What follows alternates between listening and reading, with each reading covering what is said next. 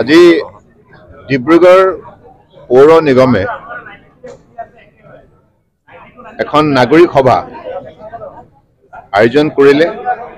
এই নাগৰিক সভাত ডিব্ৰুগড় ঐতিহ্যমণ্ডিত চহৰৰ যথেষ্ট সংখ্যক নাগৰিকে আহি আজি এইখন সভাত আন্তৰিকতাৰ অংশগ্ৰহণ কৰিলে।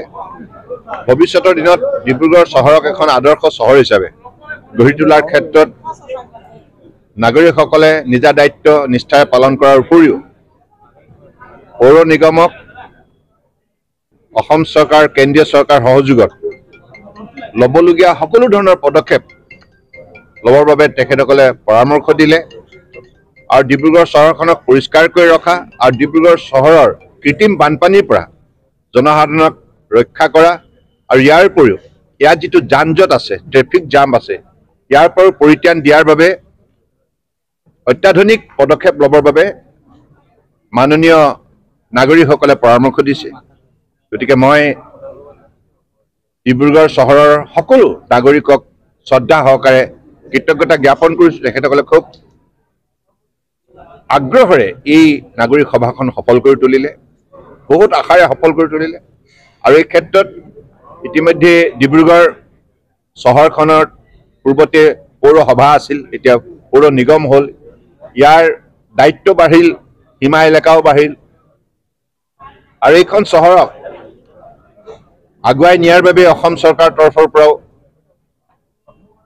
ডক্টৰ হিমন্ত বিশ্ব শৰ্মা ডাঙৰীয়া মুখ্যমন্ত্ৰী ডাঙৰীয়াৰ নেতৃত্বত ইতিমধ্যে বহু উল্লেখযোগ্য সিদ্ধান্ত গ্ৰহণ কৰিছে আৰু যাৰ ফলত আগন্তুক দিনত আমাৰ দৃঢ় বিশ্বাস অসম চৰকাৰে লোৱা যিবিলাক পদক্ষেপ, এই পদক্ষেপবিলাক ইয়াত ৰূপায়ণ হোৱাৰ পাছত নিশ্চিতভাৱে চহৰখনে এটা নতুন ৰূপ ধাৰণ কৰিবলৈ সক্ষম হ'ব। এই সভাখন আগতে পাতিব লাগিছিলে। বানপানীৰ সময়ত মাননীয় কেন্দ্ৰীয় মন্ত্ৰী ঘোষণা কৰিছিলে নাগৰিক সভা পতাৰ কাৰণে, যিহেতু অলপ দেৰি হ'ল। আজি আচলতে দুটা বিষয়ৰ ওপৰত আলোচনা কৰা হ'ল, বানপানী আৰু আমাৰ ডিব্ৰুগড়ৰ যান জঁট।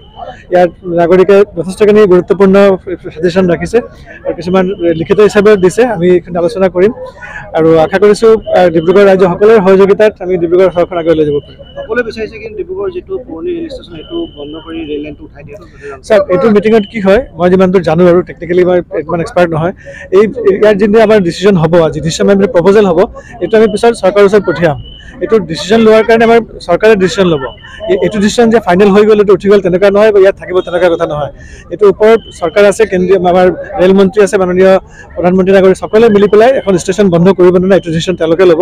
যিহওক আমাৰ ইয়াত আজি বিশেষকৈ দেখা পোৱা গ'ল যে 80% 90% ছাপোৰ্ট কৰিছে, এইটো এবাৰ উঠাই দিব লাগে যান জঁটৰ পৰিহাৰ কৰাৰ কাৰণে।